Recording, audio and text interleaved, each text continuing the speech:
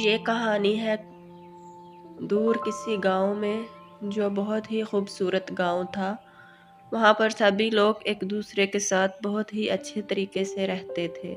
اسی گاؤں میں کریم اور اس کی پتنی سائمہ ایک کچے مکان میں رہتے تھے۔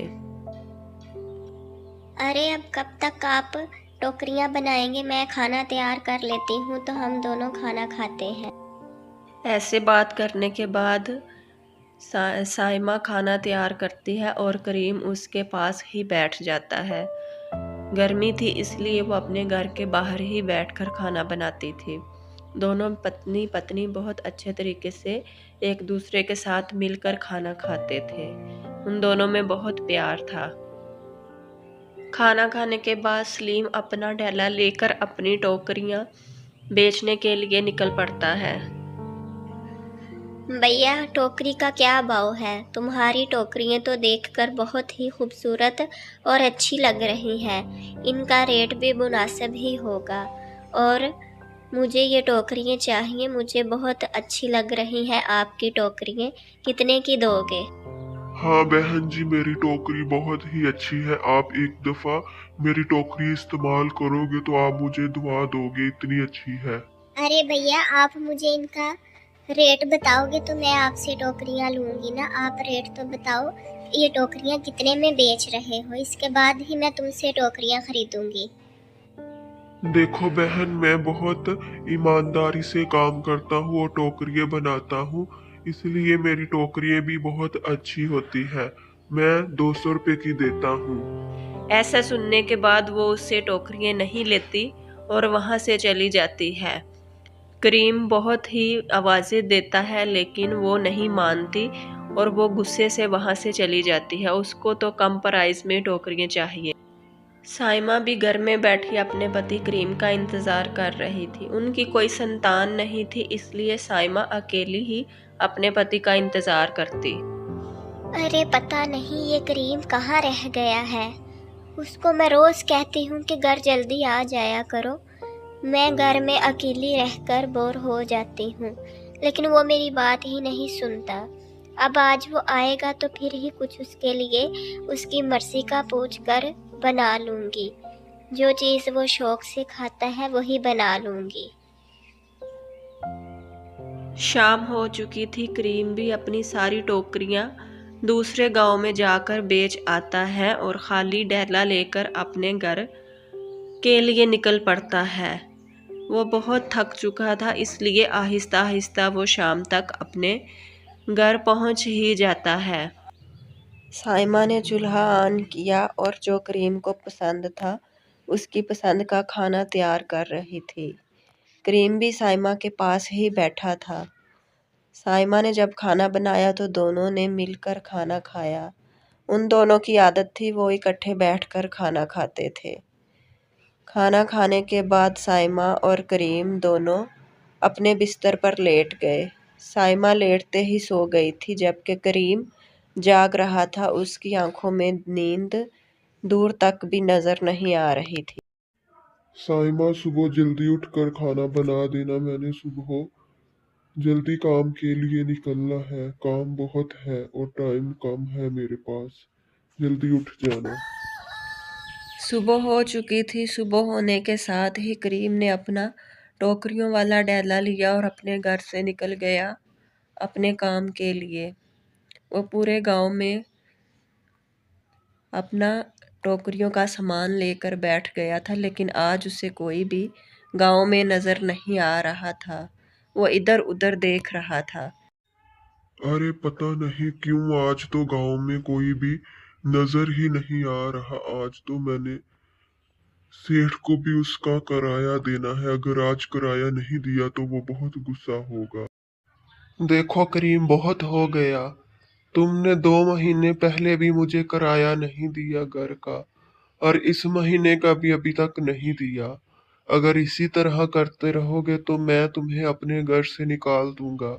اپنی پتنی کو لے کر جہاں مرضی جاؤ اگر کرایہ نہیں دیا تو۔ سیٹھ جی بس تھوڑا سا سمے اور دے دو، میں تھوڑے دنوں تک کرایہ آپ کو دے آؤں گا، آپ فکر نہ کریں۔ سیٹھ سے ایسا کہنے کے بعد رامو परेशान होकर अपने घर के लिए निकल पड़ता है।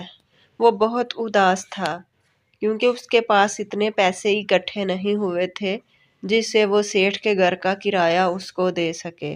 इसलिए वो उदास मन के साथ चुप कर अपने घर की ओर चला जाता है। साइमा, तुम यहाँ खाना बना रही हो? वहाँ सेठ ने मेरी नाक में दम कर रखा है। वो अपने घर का किराया लेने के लिए आया था और मुझे वो कहकर गया है अगर किराया नहीं दिया तो वो हमें घर से निकाल देगा। मुझे तो कुछ समझ नहीं आ रही मैं क्या करूं। अब आप मुझे आकर क्यों कह रहे हैं? जब मैंने आपसे बोला था कि अपने भाइयों से हिस्सा ले तो आपने नहीं लिया था। अब खैर छोड़ो इन बातों को, मैं खाना गरम करती हूँ, खाना खाओ, उसके बाद देखते हैं क्या करना है। साइमा दोबारा से चूल्हा ऑन करती है और करीम के लिए और अपने लिए खाना गरम कर रही थी। खाना गरम करने के बाद साइमा और करीम दोनों बैठकर खाना खाते हैं। आज खाना बहुत ही अच्छा बना था और करीम को भी खाना बहुत पसंद आया था। करीम ने तो जल्द ही अपना खाना ख़त्म कर लिया था जबकि साइमा अभी भी बैठकर खाना खा रही थी। इसी तरह रात हो चुकी थी और फिर अगला दिन भी हो जाता है। अगले दिन सुबह सवेरे ही करीम नदी के किनारे बैठ जाता है और वो इन्हीं सोचों में गुम था कि वो क्या करे, उसको तो कुछ भी समझ नहीं आ रही थी। अगर मेरे भाई ने भी मुझे हिस्सा दिया होता तो आज मेरे ऊपर ये हालात ना आते। साइमा बिल्कुल ठीक कहती है।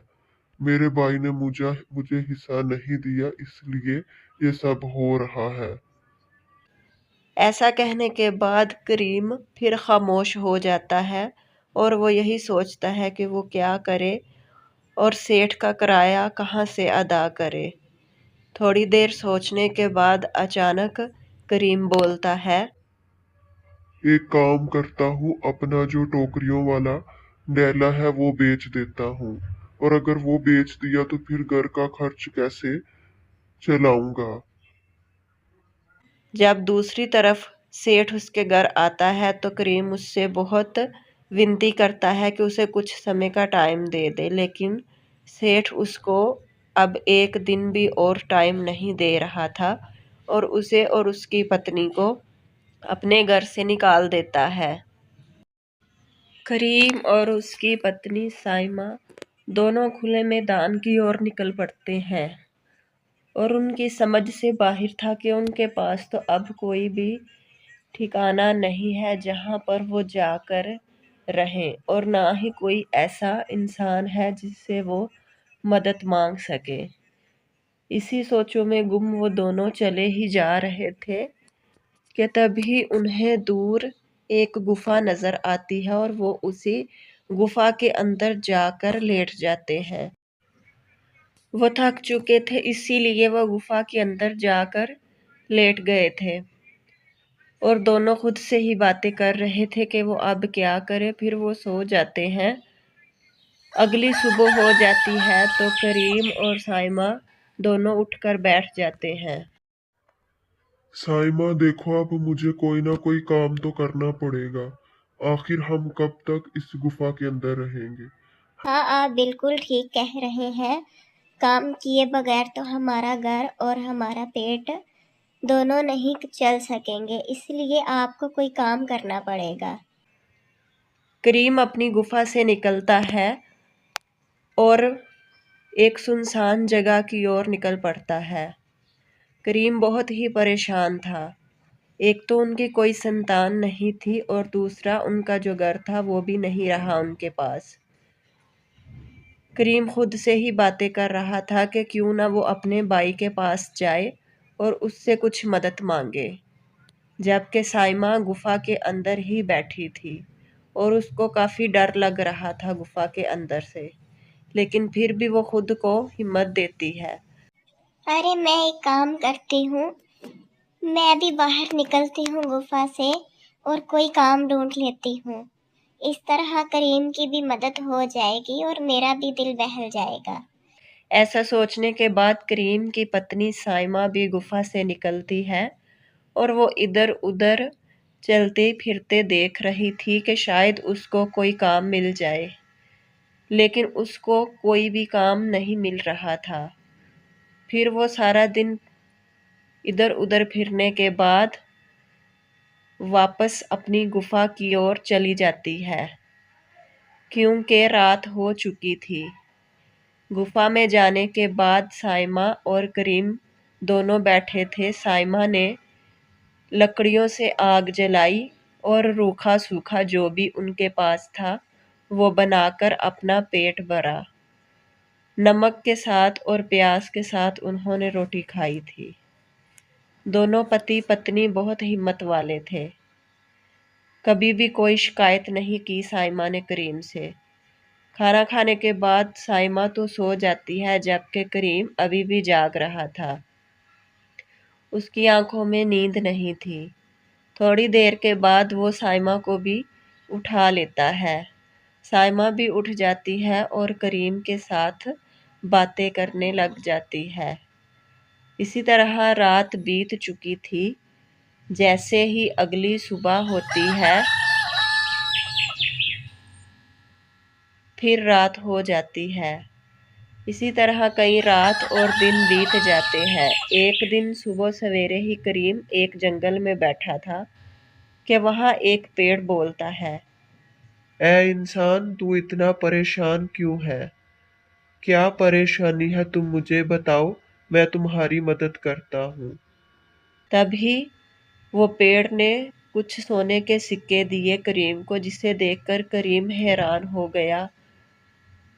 ارے پیڑ، تم تو کوئی سادھارن پیڑ نہیں لگ رہے، تم کون ہو؟